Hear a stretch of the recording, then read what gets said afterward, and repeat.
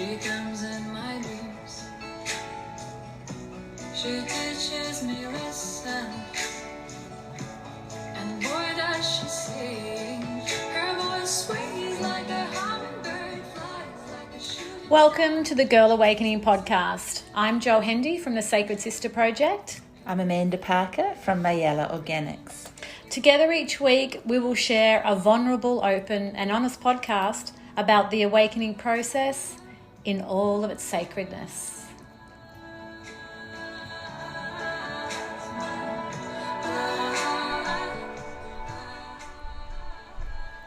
Good morning, listeners. Here we are, Girl Awakening episode 12. Hello, Amanda. Morning, Jo. We've got another wonderful guest, the lovely Narelle Clyde. Welcome, Narelle. Thank you for having me. So good to be here with you, gorgeous goddesses. Oh, we've been so looking forward to this morning. Yeah, we have. So a little on Narelle. Narelle is a #1 best-selling author, a spiritual teacher, a life coach, a multidimensional healer, channeling light language through sound, mudras and art. Well, I just so love that, and I love watching you do that. It's incredible. Narelle works with women around the world, intuitively guiding them on their path of ascension and assisting them to be in divine alignment with all of who they are and came here to be. A modern-day mystic, Narelle uses her symbiotic combination of ancient techniques and leading-edge modalities that enable rapid quantum shifts in your reality. In her mission to help raise the collective consciousness of this planet by connecting you to your soul's blueprint, she has devoted her life to her own evolution and growth, paving the way and activating the light within others on their unique spiritual journey. That's so I divine. feel it just hearing you read it. Yeah, I know. I'm like, Yeah. Thank you. Yeah, beautiful. Absolutely beautiful. I'm right into the light language at the moment, as you probably know, and I'm always talking to you about it. It's But so beautiful. and it seems to be one of those things that's It's rising. It's rising. Yeah. Yeah, it's like popcorn popping Yes. all over the world. Yeah. And it's definitely what's needed at the moment, because although I don't understand it, I can feel it. Yeah. Yeah, and that's the whole thing, right? It's getting out of the logical mind where we spent so many years, so many lifetimes in our logical brains, and just allowing it to infiltrate through the heart and the soul. And I just think it's so incredible that it's something that is understood by every single person on the planet and every being, every aspect of consciousness. So you can use it on plants, on animals, everything. Everybody understands it and benefits from it. Wow. And I just think that is such a, it really brings us together. Yeah. As a collective. And love that. it's like those light bulb moments, the goosebumps you get, isn't it? It's that part of you that recognises. Yes, exactly. Yeah, it's like, I don't know what this is. I don't know where this came from. I don't understand it. But there is something that is pulling me or opening within me or activating within me when I listen to this or see this or watch this or be around this. Around it, yeah. Yeah. Wow. I love that. I think we're going to go a lot of places today. Yeah, I can feel it. Do it. We have to ask the question first. Yes, go for it, Amanda. Well, I Feels don't like think a $1 question. I know. I'm just like already. My body is just like Convulsing. twinkling. Yeah. Girl Awakening. When do you feel that you really connected or felt your awakening? So I feel like there was always something in the background that was like, this can't be it. But I never really opened myself to that or delved into it until I was, I don't even know how old I was. It was maybe 7 years ago. It wasn't that long ago. And it was like enough of this mediocre existence. It just felt so flat. It felt so plain. It was filled with anxiety. I was having anxiety attacks left, right, and center. And I was just like, this is not living. This is just existing. And so that was kind of my awakening. And there wasn't really a lot of people have like a near-death experience or a traumatic event or something that's like, propels them into their awakening. For me, it was like, it almost feels like this lotus flower with the like an infinite number of petals, and they all just like started to open, and it was, you know, one by one pieces started to drop in and make sense and not make sense, and it was kind of piecing those pieces of the puzzle together. And it was me just then embarking on a personal and spiritual development journey, seeking out mentors and teachers and podcasts and books and events, and, you know, really just immersing myself in that space. Yes. And then wanting to help others do the same. I just thought everybody needs to know about this. I can't believe I didn't know that this was life. This is, you know, that we're much more than this physical being, and how much more is available to us. And that was just like, bing, I have to tell the world. It's funny how we do that, hey, when we have our first little recognition that something's not quite as it seems. We want to tell everybody. Yeah. And the one thing that I've noticed is that some people just Don't aren't want to ready. hear. Oh, absolutely. Yeah. I was in a long-term relationship at that point, and he thought I'd lost the plot. He thought I was going and dancing with fairies and unicorns and, you know, on a total fairy tale train. And I guess to some degree I was. Yes, I was And going to say very happy about yes. Because what you said before about that point where you're just like, there's got to be more than this, and the anxiety attacks, and I mean, that's like a massive part of the planet, how people are feeling, like, you know, and, you know, they medicate with antidepressants, you know, we try to suffocate those feelings and without wash them down. Yeah, absolutely. So to answer that calling in a way that's self-love, self-nurture, asking questions. And just following the calling. You know, we all have something that's pulling us, guiding us, leading us, you know, pushing us towards something, and it's just about really not questioning that and honoring that. And sort of while we're talking, I'm sort of thinking, well, I guess my awakening really started in my early 20s when I was feeling just that kind of feeling again, and wanting to like escape. It was like I wanted to get out of my own body. I just felt like something wasn't right, and I've been prescribed medication, signed off work. I didn't ever take the medication. I remember looking at the box and being like, this is not the answer. I'm a 21-year-old woman. Like, why am I being prescribed antidepressants? Like, this is just not okay. And so that then led me to my love of travel, and coming to Australia and just embarking on a self-discovery journey. And then got squashed again, and then opened up again. I think that the fact that something bigger was calling, even coming to Australia, I mean, that's huge. Was Australia the only country that you felt to come to, or was it because that I traveled a lot. I was always, I never felt like England was my home.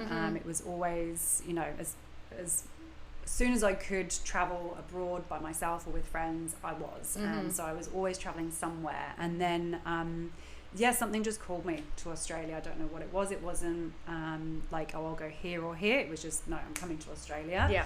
And I thought that I'd come, explore, be back in 6 months, and it's in 16 years. Wow. Where did you land? In Sydney. Yes. Yeah, I lived in Sydney for a while. Yeah. And was very disappointed at how cold it was because everything I'd seen on TV about Australia was this like warm, sunny climate, and everyone's drinking milkshakes all the time. And I was like, oh, okay, this is a rude awakening. But, It's so funny you say about the TV, because I remember having a conversation with a gorgeous lady we worked with a few years ago. And she was saying, like, they just used to watch Neighbours and Home and Away, like, and just go, oh my God, I want to go there. This is like such a beautiful exactly. Yeah, beaches and, you know, everything. Yeah. And, it's like, oh, this is slightly different. Okay, cool. Yeah. So you've been in Australia now for a while, and I know a little bit about you. So you were in Sydney, and then you went to Cairns. Is that right? Yep. And you had a boyfriend here from the UK?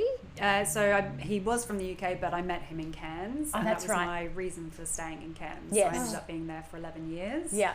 And which was interesting because I remember arriving in Cairns and being like, no, this is not for me, it's too hot. It was like February, middle of wet season. Yes. And, you know, I was broke. I'd spent all my money up the coast partying and all the things. And I was like, right, I'll give myself 10 weeks, save up enough money, and I'll get out of here. And then, I met him and, had a fantastic 10 years together.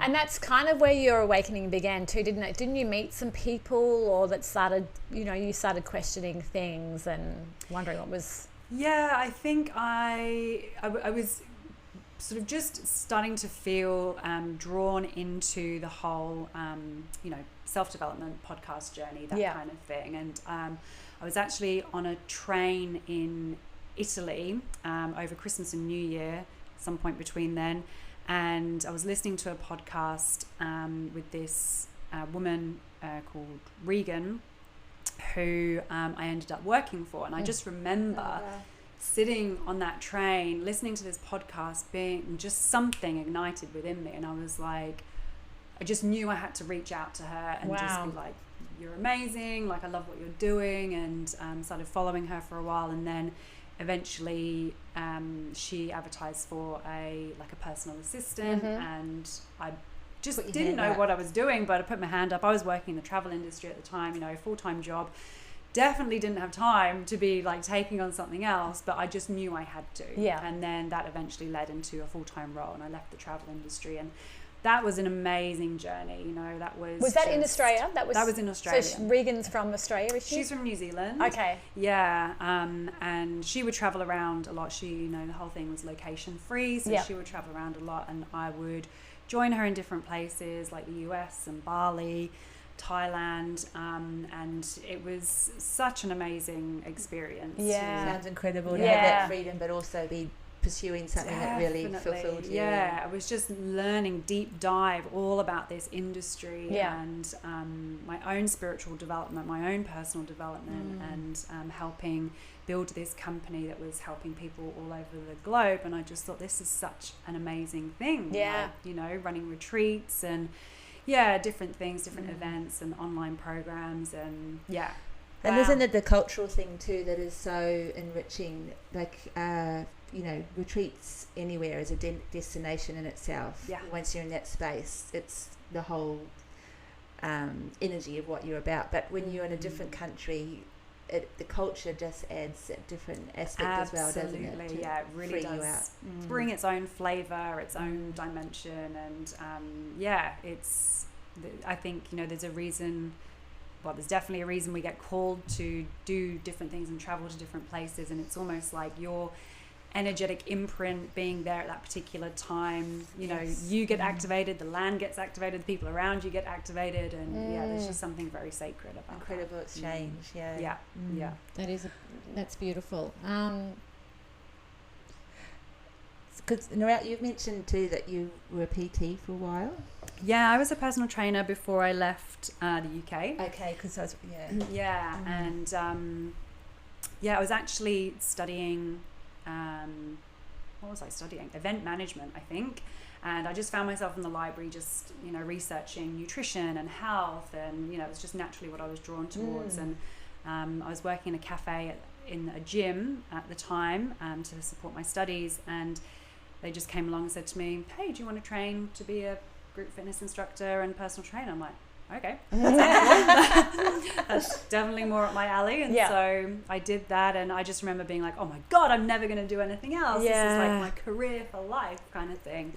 Until it wasn't. And so when I came to Australia, my intentions were to I got all my qualifications transferred over. And then it was just like, no, I was just in a different season. And that's when I went into the travel industry, which was a lot of fun and a lot of travel and a lot of partying. It's a totally different vibe. For me, like the whole PT experience, like again, it's that helping people and to become, what they feel they want to be. And it's very physical though, isn't it? And to experience that part of transformation with people also fits in beautifully with where you've gone way to the other extreme with the light work, and it's it's the physical groundedness into the ethers. Yeah. It feels to me like part of that journey very strongly. very complementary. Like it just blows me out how many times I draw upon my experience of knowing about the physical body and knowing about movement and health and nutrition, and how that helps people that I work with today. Never would have put those two things together, but of course, everything.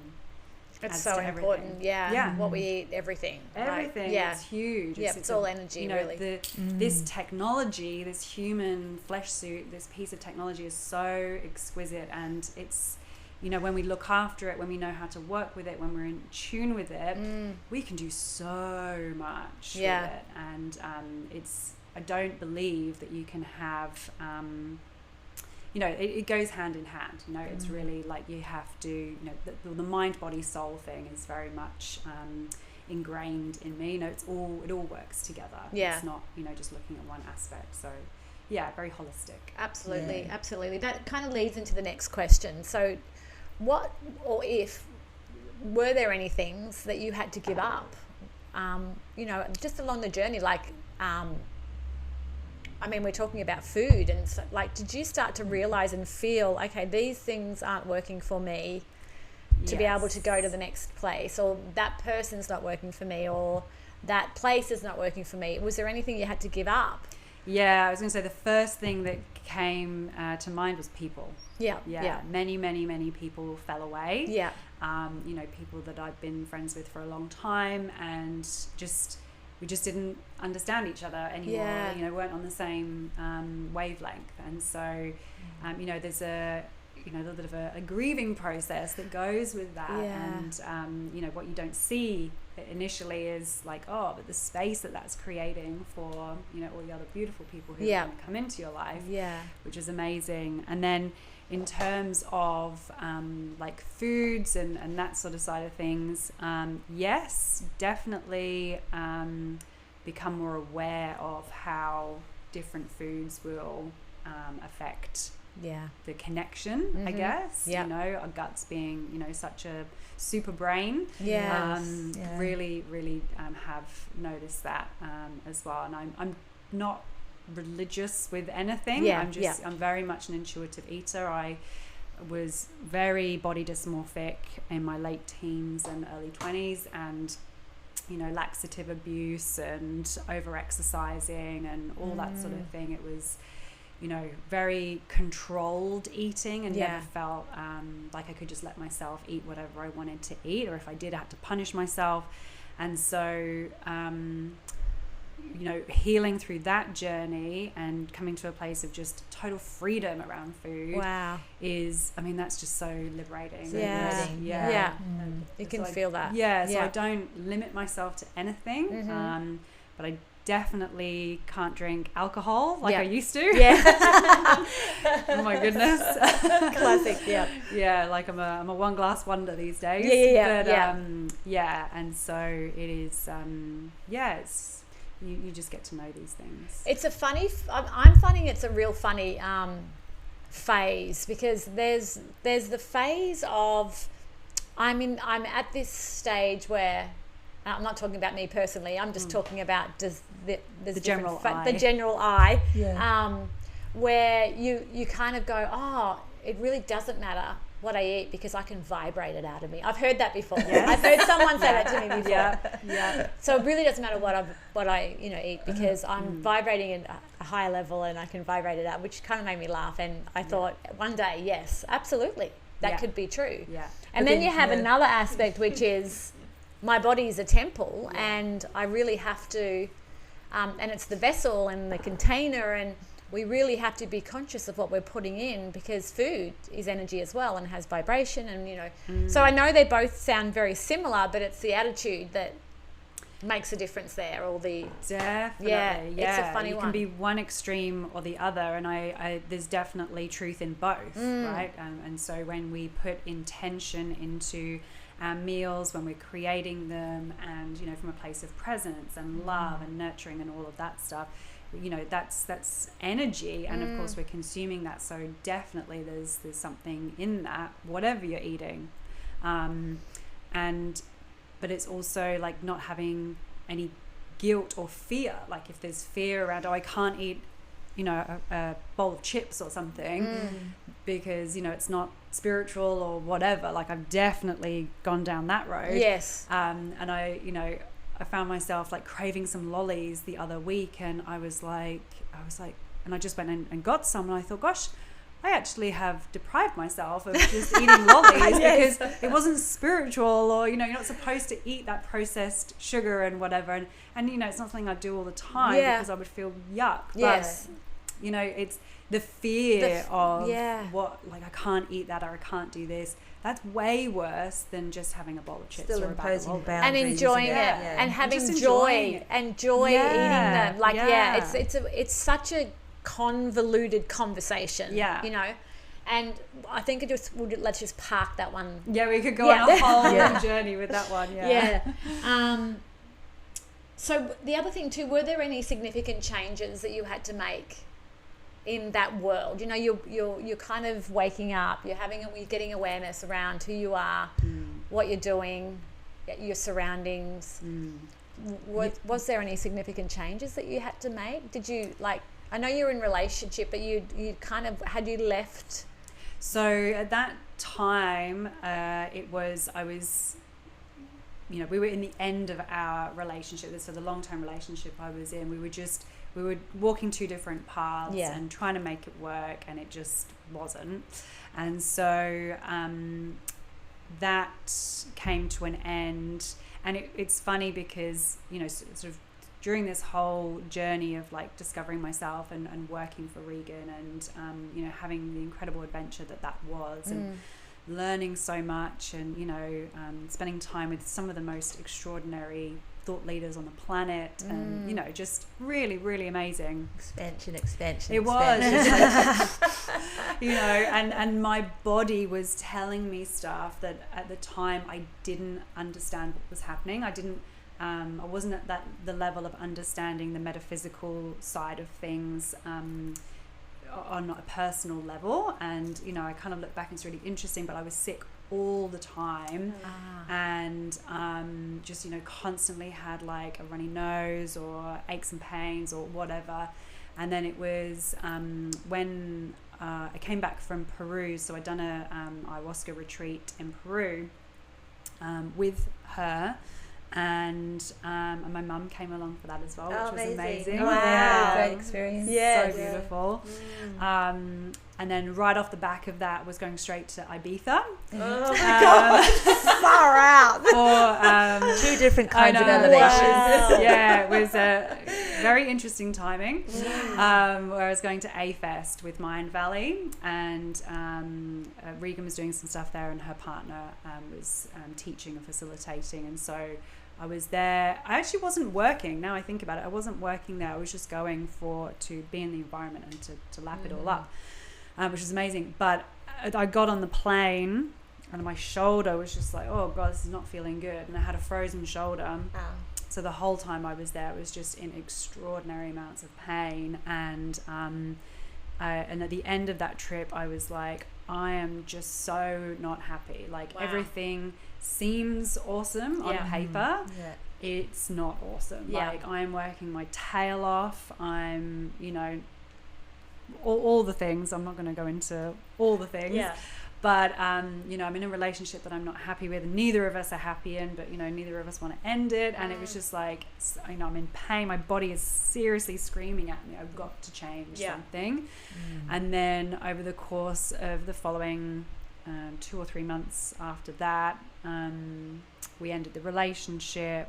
I left working with Regan to start my own business, and moved states, you know, left my home of 11 years in Cairns and moved to Byron Bay and then the Gold Coast. Wow, that's huge, a big huge. that's it was 3 a lot big all things. at once. Yeah. A lot of courage, a lot of strength.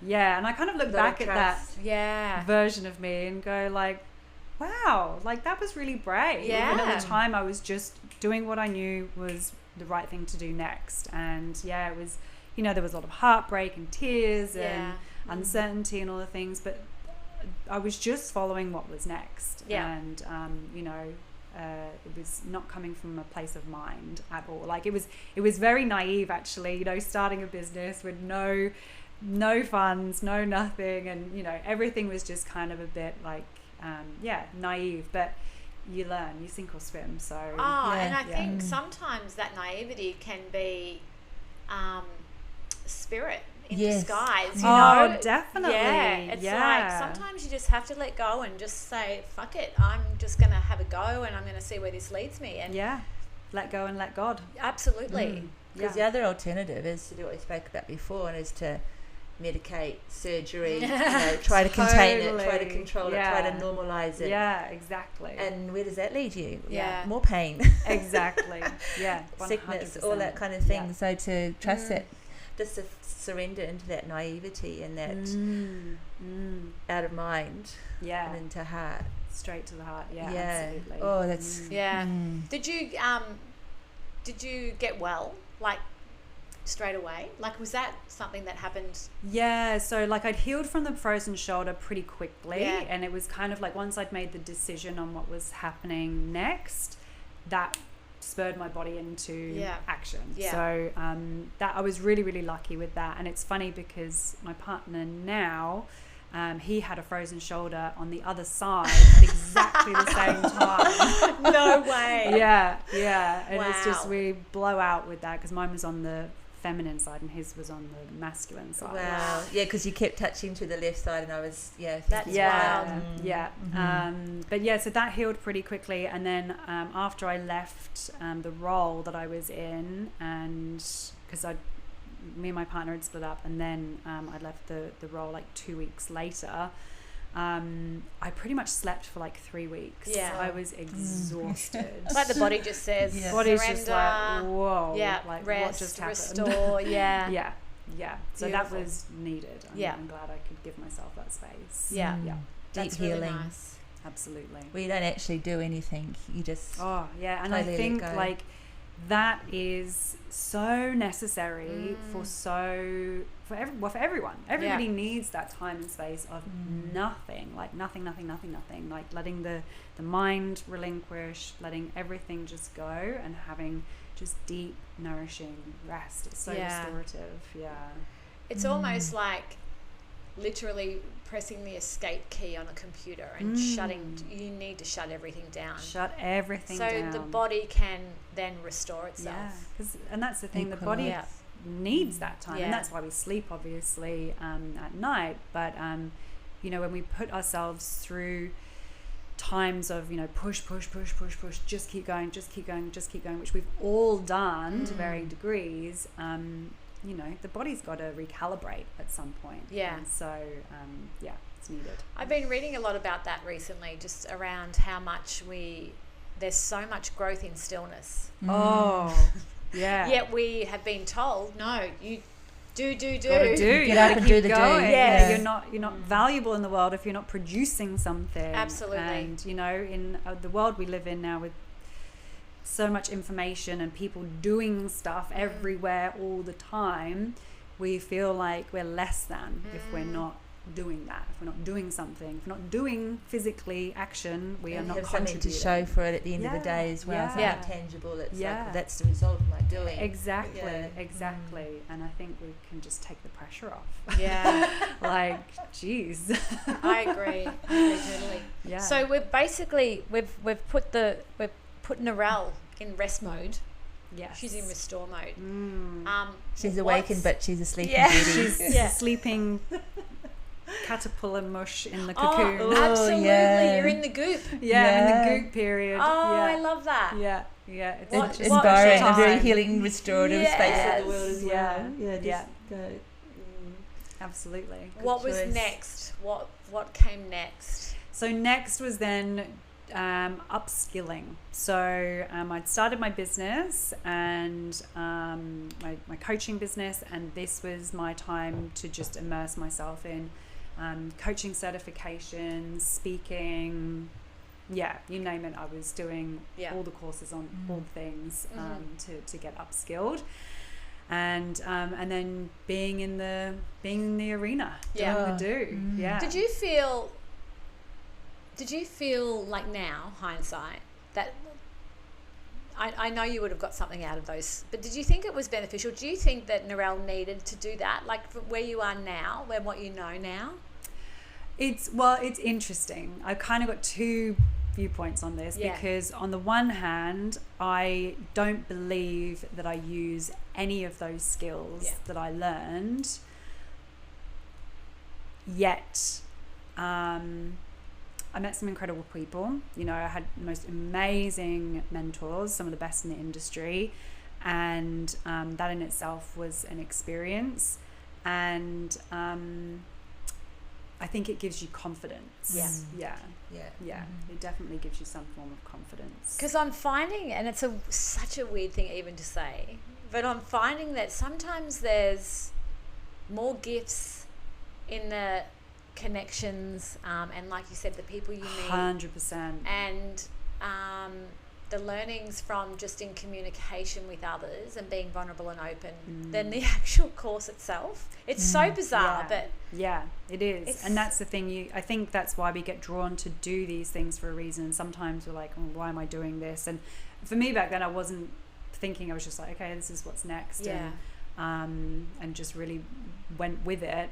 But the coaching course, like the coaching certification I did, was amazing. Not necessarily with like the tools that I use with my own clients, but for my own dismantling. So that we really took 6 months together of shedding all of our own shit, so that yeah, no, absolutely. So that, you know, then you have that space to hold for your clients. So it really was just unraveling as much as we possibly could in that time. Wow. Yeah, I love what you said about the confidence, and because I think any student that's done psychology or any of those courses that are around the mind, or you know, naturopathy, healing, it's an experience for yourself first and foremost. I think most people will say that. Definitely. And then it's translated and it's turned around and it's out there for the people. The confidence and just self-awareness of your own, of the gifts and what you're bringing through, and definitely where you want to go with things. It gets you. I mean, I think it's all a discovery of knowing self, and that is the most valuable thing you can do. The more you know yourself, the more you can be yourself in whatever way, shape or form, whether that's, you know, in your personal relationships or in your career or business or whatever. I think that's a really, really important part of it. Beautiful take on it. Most definitely. So the lovely Lee is now in the picture, isn't he? Yes. So you're now living on the Gold Coast? Yes. How long ago is this? This is only like 7 years ago? So we met while I was actually doing one of my courses in Byron Bay. I was living in Cairns at the time, but I was flying to Byron Bay every month or two to do these courses. And so we met at a mutual friend's dinner party, and that was 5 years ago. Yep. Then shortly after that, I moved to Byron Bay.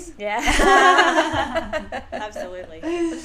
That was very interesting, because that was quite soon after I ended the previous relationship, and I just was like, not ready, like, you know, don't nobody come near me.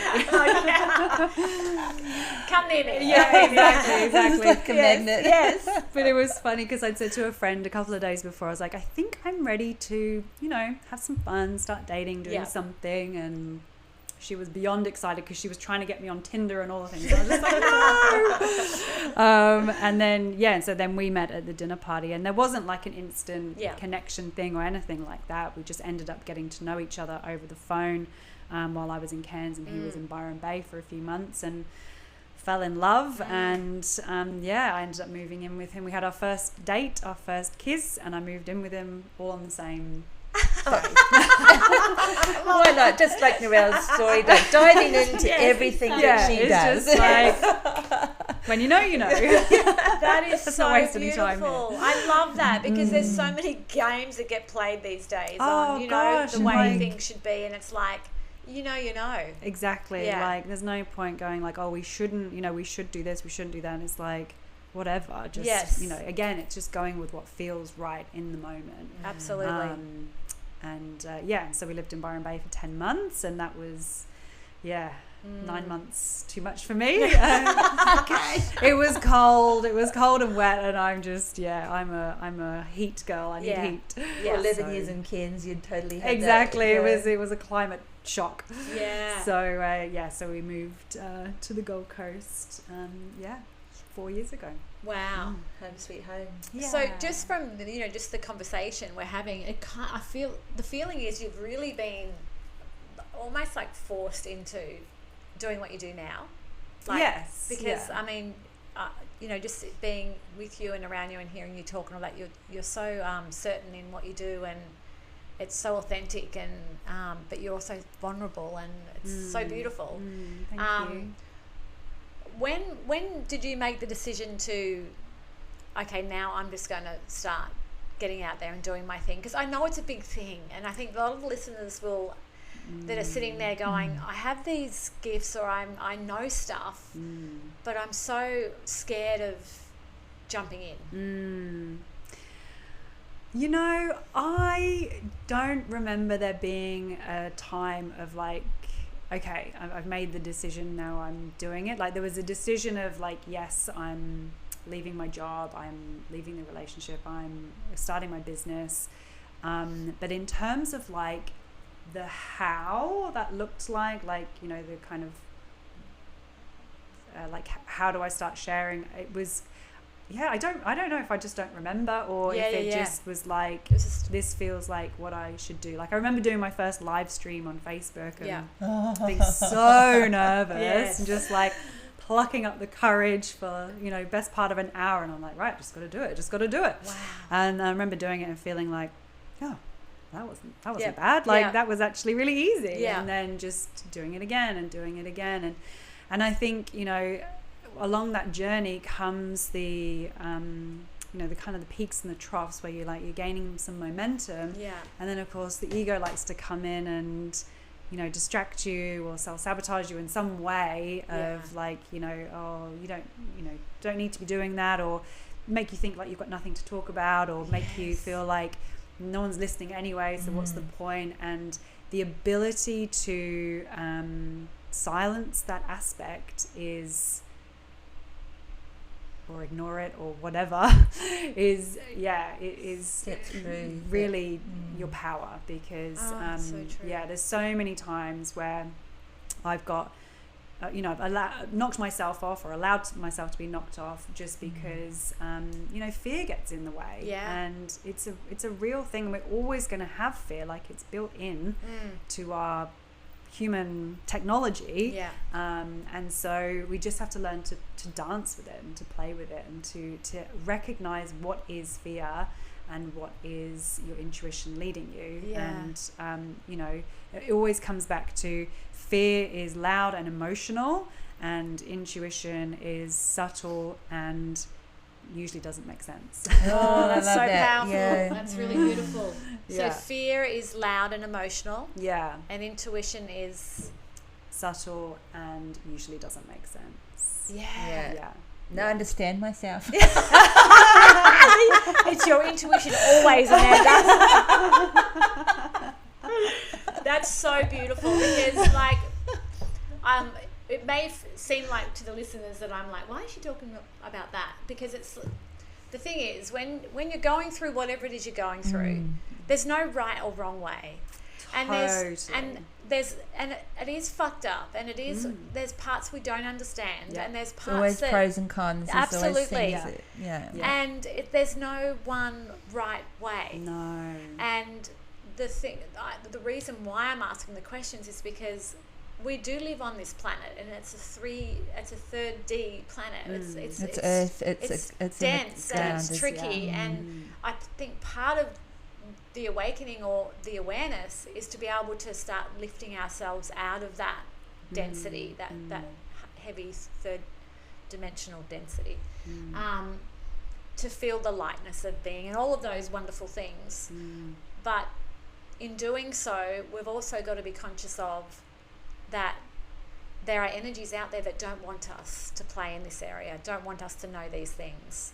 And we do see them as anxiety or depression or negative energy or, the thoughts of The in ego. our mind. Yeah, ego, all of those things. And it's just so lovely to hear it that, that's in all of us. It's happening to all of us. Absolutely. Doesn't matter how aware or how awake we are.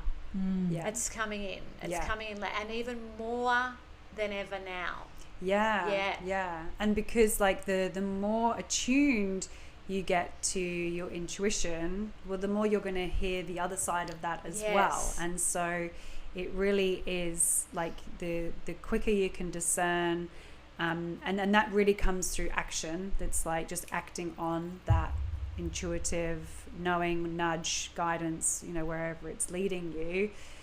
The quicker you can do that, the quicker you're going to get confirmation that was the right thing to do. Like the more we doubt and go to and fro and get in our heads about it, well, it just takes up so much energy, and then that's what creates the anxiety and those horrible feelings. And so it's really allowing that energy to be in motion by moving with it. Yeah, 'cause when you just said then about the anxiety, self-doubt just jumped into my mind, and then when things aren't working, that gets escalated as well. See, look, it's nothing's happening for me.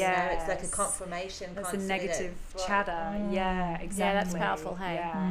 And so that's why dealing with your shit is such an important aspect, because that's the the negative self-talk that you're either carrying from other generations before you, or you picked up in childhood or whatever. None of us are immune to that. Like, we all picked up stuff, and to varying degrees. And so the more we can face those aspects of us and love them and release trapped emotions and all of that, it's going to help us to hear ourselves more clearly, and to trust ourselves, most importantly, to do the things we want to do and have courage to do them as well. How do you handle those things? Like when those darker energies are coming in, and I know you just said, because this is very powerful, and I'm seeing it heaps at the moment, about facing the darkness, and that's where instead of suppressing it or avoiding it and all of those things that we love to do and we've been doing for a very long time. Distraction. How do we move into that and learn to transmute it, like face it and transmute it? What are some of the ways that we can, or some tools? Yeah, so some days I'm diving into my magic toolbox and I'm getting everything out. It's like, okay, we're getting out the big guns today, and really using that. And some of those are tapping. EFT is a really powerful tool that I use. Emotion Code is a really good book that you can learn how to do that by yourself for the price of a book. And light language for me is a huge one that I use, and it's funny because there'll be times where I've brought out every other tool in the toolbox, and then I go, light language, like I didn't even think of that. Like, my own mind is keeping me from these resources that I know, and so I'll use light language to help shift and clear energy on myself. But something that anyone can do, without needing to read a book or learn how to tap or channel light language or whatever, is literally just to love it.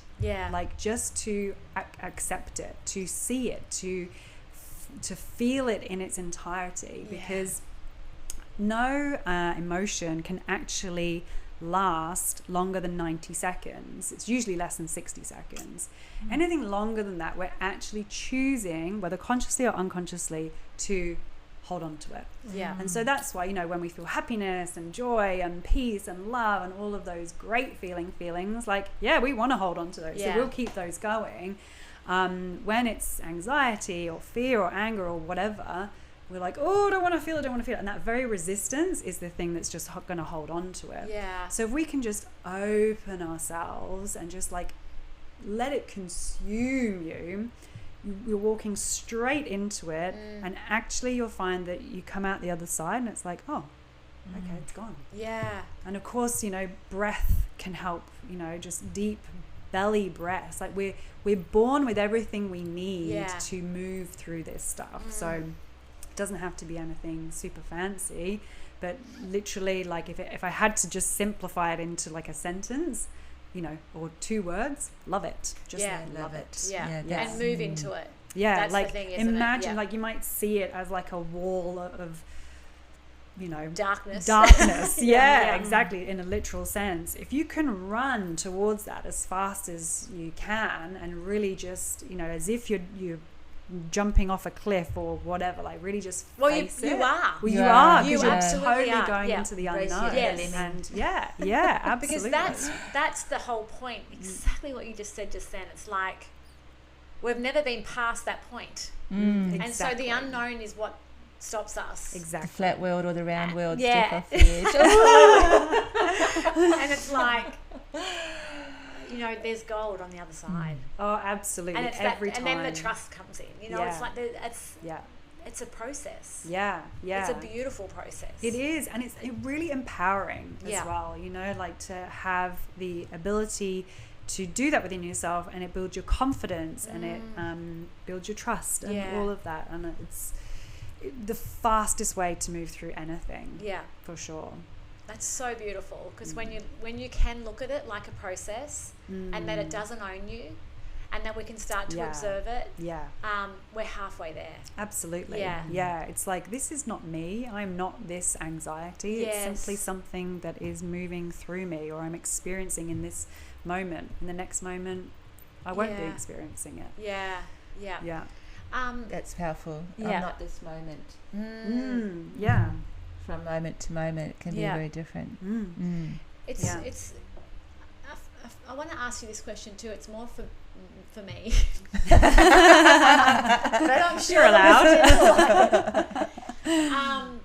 You know, I actually, and I'm going to be very honest here, I haven't been the most sensitive person most of my life, because I've had to just get on with it, and you know, that's just Turn that off. it's been in my nature. And the last couple of years I've been really coming into my own, you know, and it's been really beautiful and subtle and quiet and all of those wonderful things. Yeah.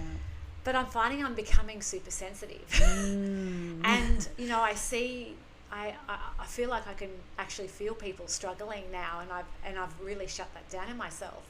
And I don't know if that's you know, how do you deal with that, you know, as a being that's like, and I know that there's people that have literally are born sensitive. Totally. Yeah. It's such a big thing to feel so deeply. And is it a good thing? Like, is it something that we all should be, or is it, you know, is there ways to be able to handle that? Such a good question, and it takes me back to being a child, and like I cried probably every day for about 5 or 6 years, because I just couldn't handle the energy. Like I felt so much all the time, everything. I felt everyone's energy, and I didn't know what to do with it. My parents didn't have a clue. They just thought I cried all the time, and you know, what's wrong with her, kind of thing. And so I shut that down for a very, very long time, and always thought it was a bad thing to feel these things, and to feel like being, you know, my dad would always say, "Oh, stop being so sensitive," and you know, all of that stuff. And so I just coded it as a bad thing. And so but really that's our natural state. And so I feel like over time everyone's going to be the same, going to be feeling those things, and going to be connecting in with those energies. And you know, telepathy and energy reading is going to be a much, much more widely used form of communication. And so it's 100% about seeing it as the gift that it is, and knowing that it is something that is special and sacred, and working with it in ways that serve you. And you know, that might be in work or in relationships or whatever you choose to use it for. And then knowing that almost like you can turn it off. Like I remember when my clairaudience really started to come in about 5 or 6 years ago, and I could hear everything, and I was like, oh, this is like super overwhelming. I don't want to hear everything. I don't want to know what's going on for everyone all the Probably time. what you were feeling when you were a child. Exactly, as well. Yeah. exactly. So, and then I just learned that you know, because we're the creators of our reality, right? So we can turn it on and off. And what helped me, and it sounds so like simple, is literally imagining, like for the clairaudience thing anyway, is imagining there's like a switch on your head, on the side of your head, and just turning it on, turning it off when you want to tune into that or when you want to tune out of it. And then the same thing with feeling energies, you know, like going to a big concert or into a shopping center is not fun for, you know, those of us who feel those energies. But when you know that you are, you know, you're sovereign and nothing can affect you without your will, then you know you're not going to take those things on, and you can kind of, you know, switched off, and you know you can imagine like a white light around you, or like a golden shield, or as one of my spiritual teachers that I've worked with used to call it, was a platinum onesie. Ooh, I love that. Platinum onesie.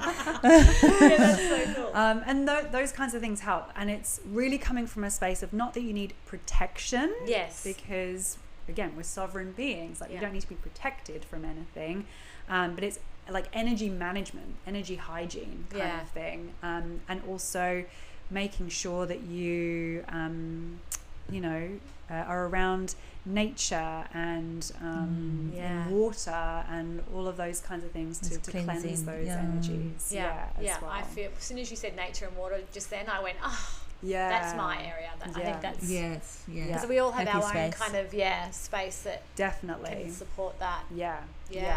Thank you for that. Because on that note, I recall several people, like light workers, clairvoyants, clairaudience, that said at different points they went to see somebody else to turn that off. Because that was too much for them to handle. Oh, it's a lot. So they just turned that part of themselves off, and it makes me sad to hear that, because it's such a beautiful part of, as you say, who we are and a sovereign being that we are. But to not have people around you to help you, like when we're children, and that sensitivity is there for people not understanding what that is, because of, you know, where they are in themselves, to have people say, it's okay, honey, you're just feeling a lot, or something like that, that, you know, helps you to move through it, as you said, into a space of going, it's okay, you know, I'm going to give it to my teddy bear and he's going to look after it for me, and I'm okay, you know, something like that. Exactly like just teaching very small, easy, simple tools to help manage it. It's, you know, it's a lot to feel and navigate and move through. So that's beautiful. That's so lovely. Great tools. Thank you. So the other thing that I wanted to chat to you about too was probably more into what you're doing now, the blueprint and the light activations and stuff like that, because they all link up, don't they? It's what we're just talking about in a way, isn't it? So it's really, you know, connecting people with their soul blueprint, so that, you know, they know who they are. They can walk around in the world with confidence and certainty and trust in themselves, so that they know, you know, they're listening to their intuition, and then having the courage and the confidence to follow it, to move on it, whatever that looks like for them. And and so sort of everything I do, you know, whether it's a you know, a light language activation or energy clearing for somebody, it might be just to manage some of those energies, you know, feeling a lot of heaviness or density, especially you know, over the past few years, being able to manage that, but also to turn parts of you on yeah. that are dormant, Yes. pieces that are, we've got so much, again, it's the technology, there's so much wisdom and magic in this technology that we have, and it just needs to be turned on, and that's kind of it. It's like, and that's what light language does. It clears and it activates, and it's something that was given to me, and I just I'm just following what I'm supposed to do with it. Absolutely. That's Which so is beautiful. incredible to That's honour that. really incredible, yeah. So we get these activations to turn them on. So why do you think they were turned off? Or what, is that part of the conditioning that we talk about? Like part of, we're being born into this world, and then we go to school, and we, there's all these little things. Roads we follow. We follow that we're told that we should. That'll down. make us the best humans that we will be. Yes. Reach those high points in life. Get a 9 to 5. Yeah, exactly. It's through years and lifetimes of that suppression. It really, really is. It's like, if you don't use it, you lose it kind of thing. And so, there's definitely different types of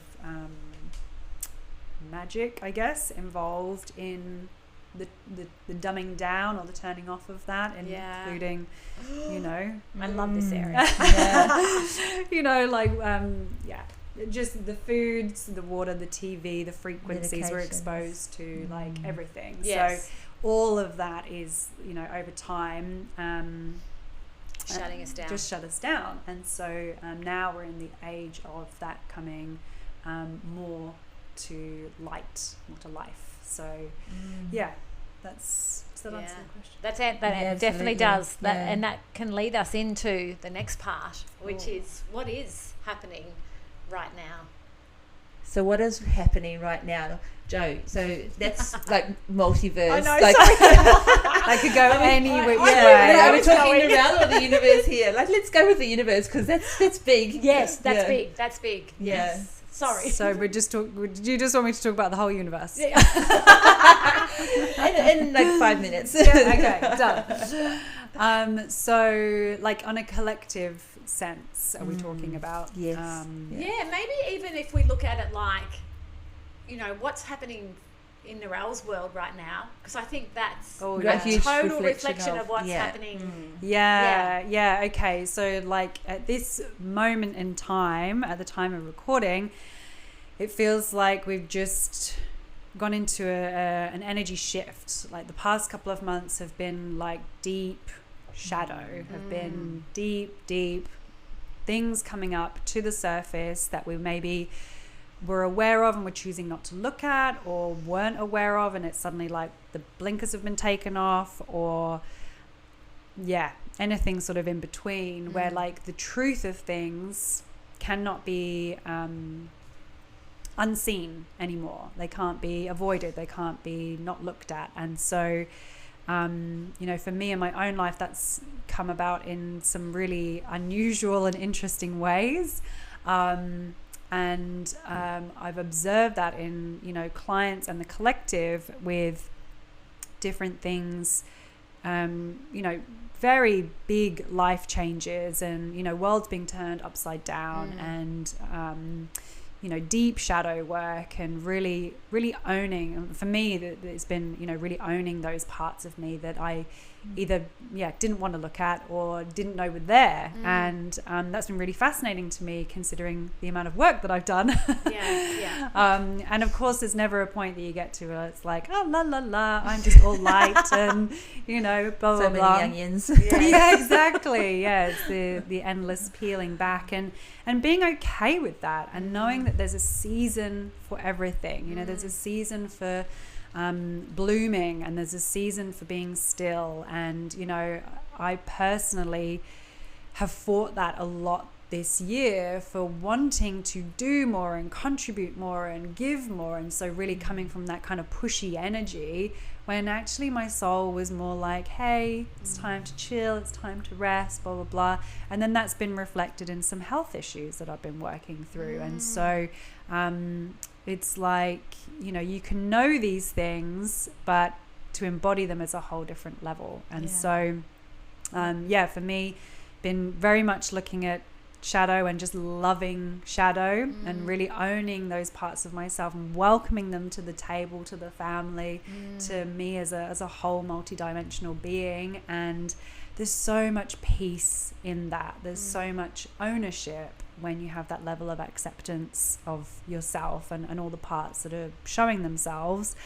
And then this kind of shift that we're seeing now, this kind of fresh new energy, is like, cool, we've done the shadow, we've looked at our shit, now it's time to kind of like, what's next? You know, we kind of cleared the decks a little bit, got our house in order, and what's next? And we're really, really being called into this space of like going where we haven't gone before, like really reimagining life on a whole new level of consciousness, the way we we think and behave and feel, and then what we do, and so what that looks like, and really letting go of any preconceived notions of what we should be doing or could be doing or what someone else is doing and gaining great success from. It's very, very much about being innovative and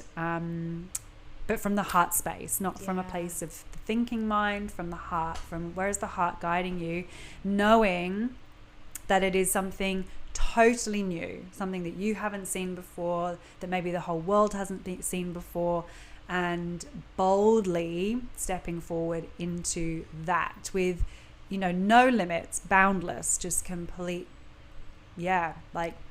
fuck it, let's do this, like just the full Star Trek experience. Go boldly where Nobina's been before. That's exactly it. I was just getting that like galaxy feeling. It's like, it's very powerful that to just sit there with you in that, and like bringing that full multidimensional beingness into it and leading from that space. Like, what does your entire being want to birth in this world? Like, what does the life of that being want to look like?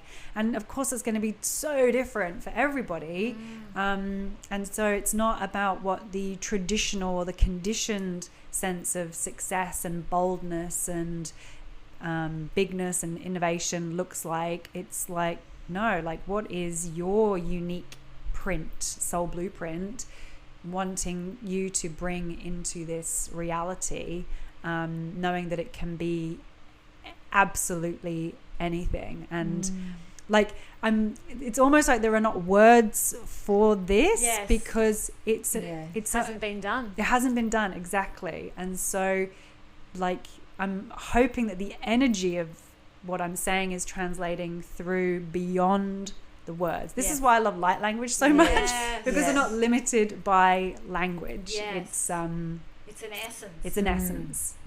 Because because everything you were just saying then felt so real, and in my body, in my being, I was feeling that, and it was more than a language, but it was a feeling, it's a resonance. And then when you say about the light language, it's that I always remember this one scene in Northern Exposure, in the old series, and this Indian woman says to the guy, he's you need to stop talking, think of the birds. They don't use words, they sing. That's why they can fly. That just gives me goosebumps. And it's just, that's so exactly it.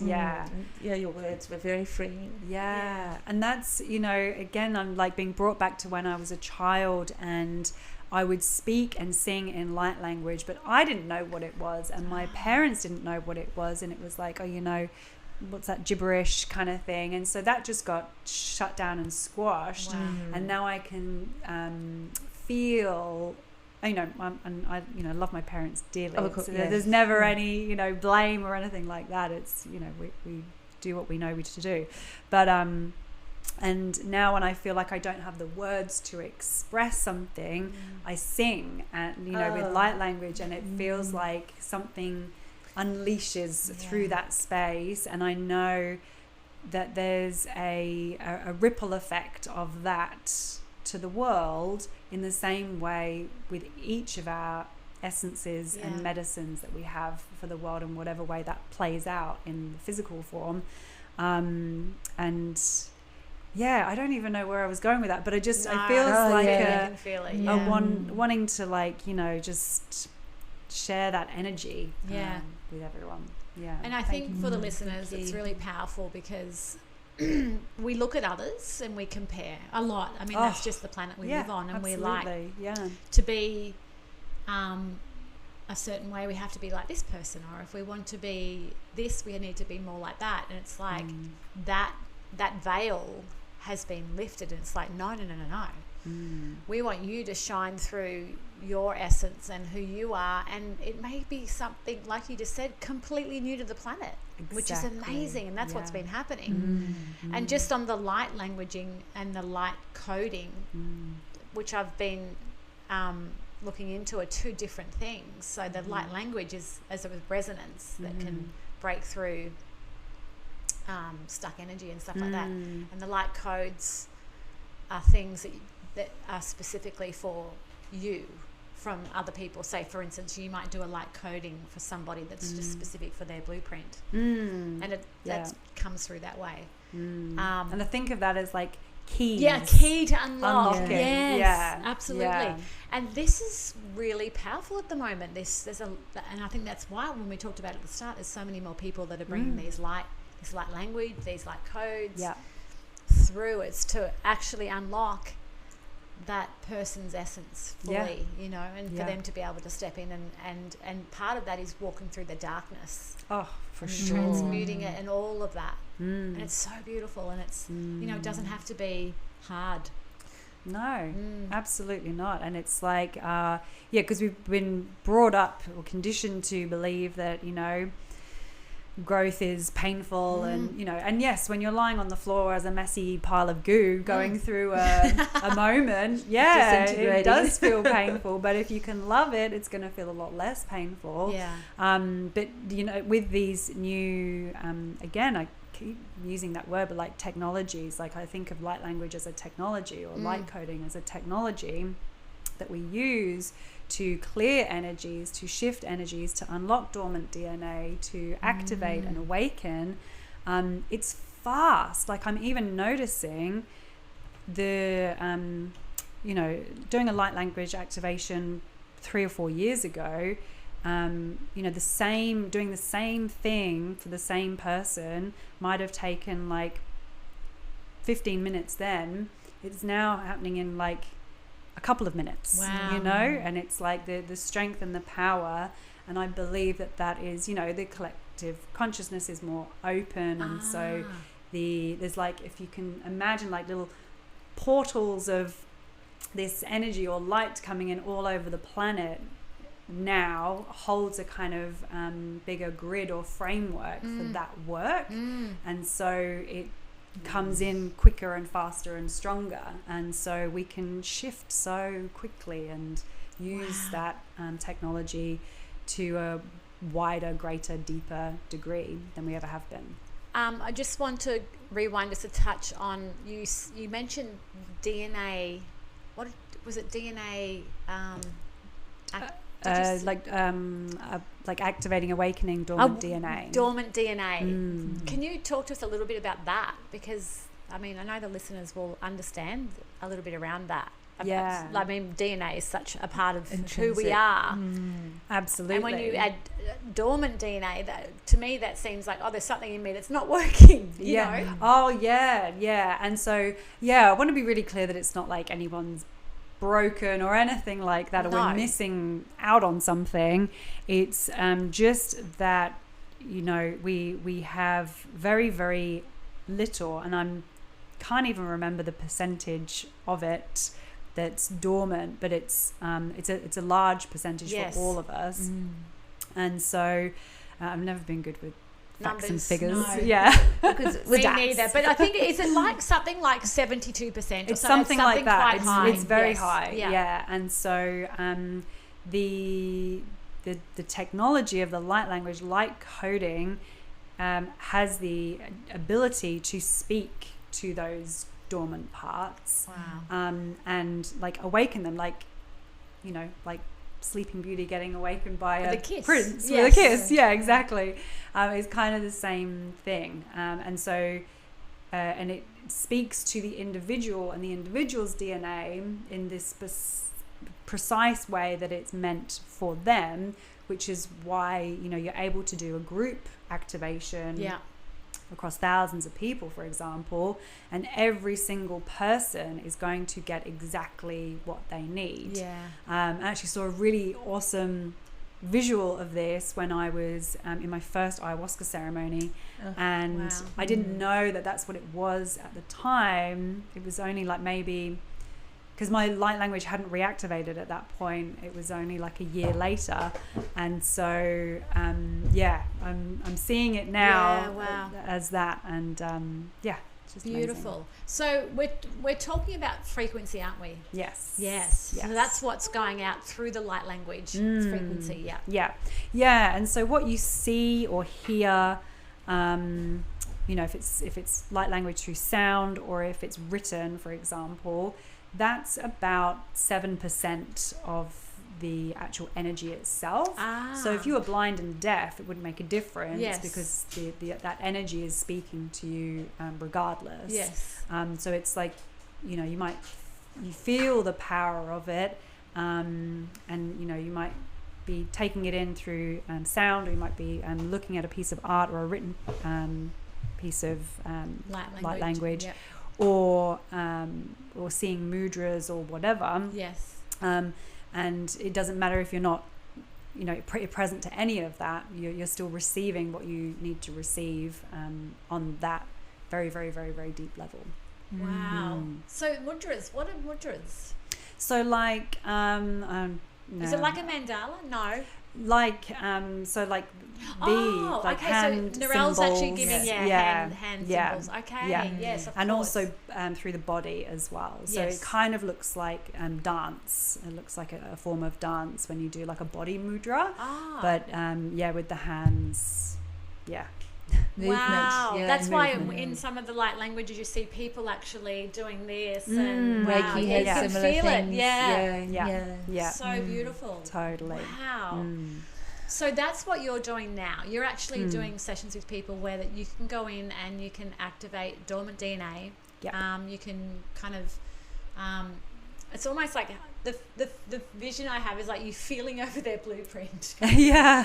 finding where there's something that's not flowing Yep. correctly, and then you can go in with using light language and frequency and help shift that energy. Yeah. So it would basically be like a scan, which is usually based around like the 12 chakras. So that way we can look through the body and then through soul blueprints. So if there's anything past life or, connected to soul purpose, their light body, their supernatural abilities, their gateway to the divine, anything. Like we're basically scanning their entire field for any blocked energies, any inconsistencies, anything that needs to be shifted.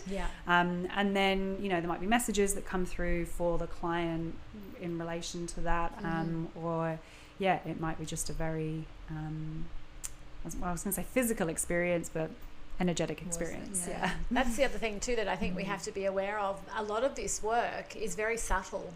Oh, yes. Yeah, and a lot of it is, and we're so used to when we want to shift or we want to shift something, we want to have some kind of physical power moment. Shift. We want to feel it. Yeah. And it's like, no. Yeah. Yeah. It is feeling, but it's on a whole nother level where it's like, it's very subtle.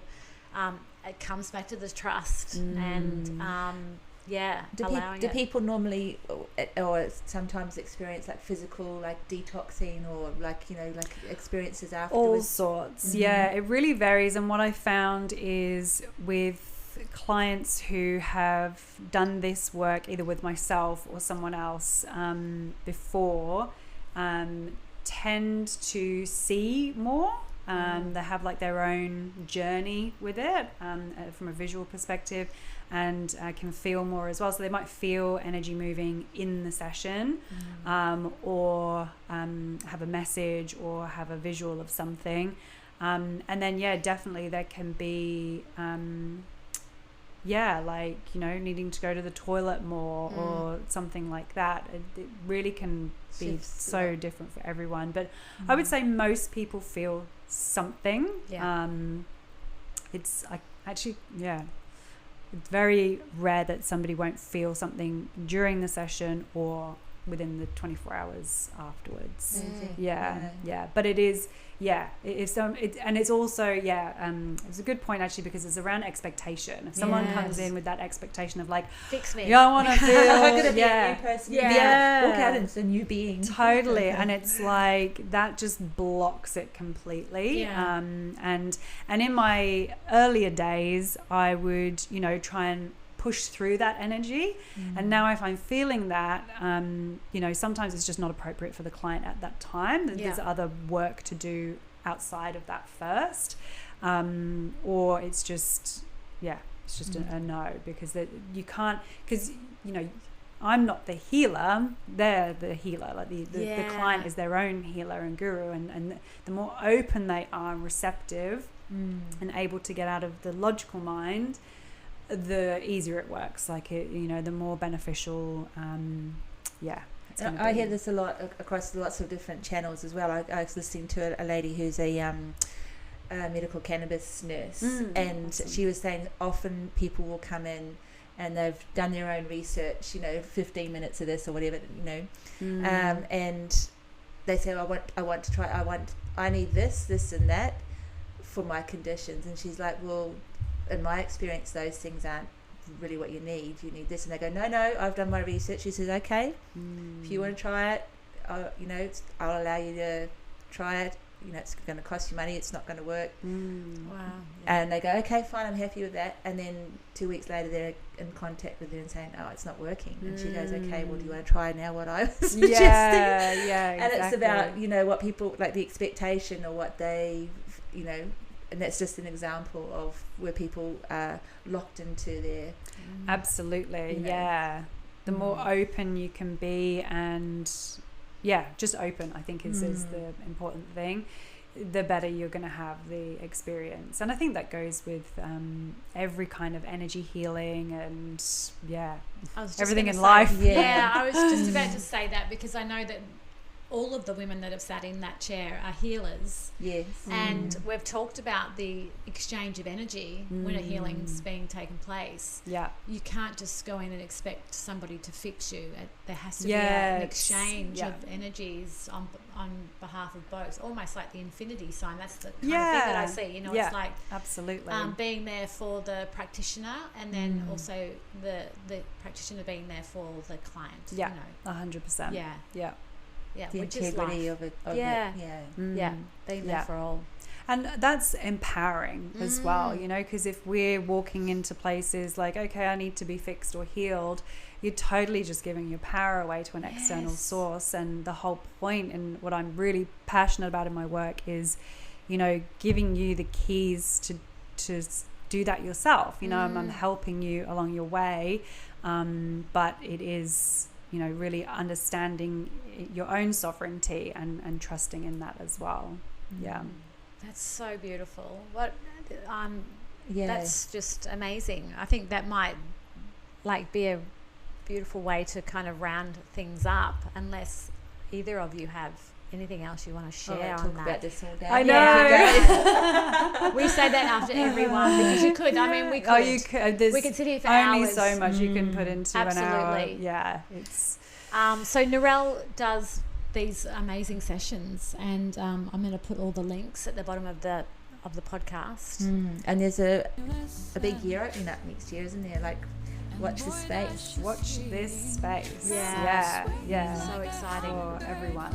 Yeah. It's gonna be magic. Yay. Thank you so much for coming on. Oh, my pleasure. Oh, and anyone has any questions, please drop them in the comments. I mean, of course, contact Narelle directly, but drop them in the comments because, you know, we'll be keeping Narelle on next year's calendar.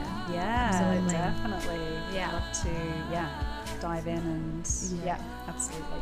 Sounds Thank exciting. you, beautiful. Thank you. Thank you.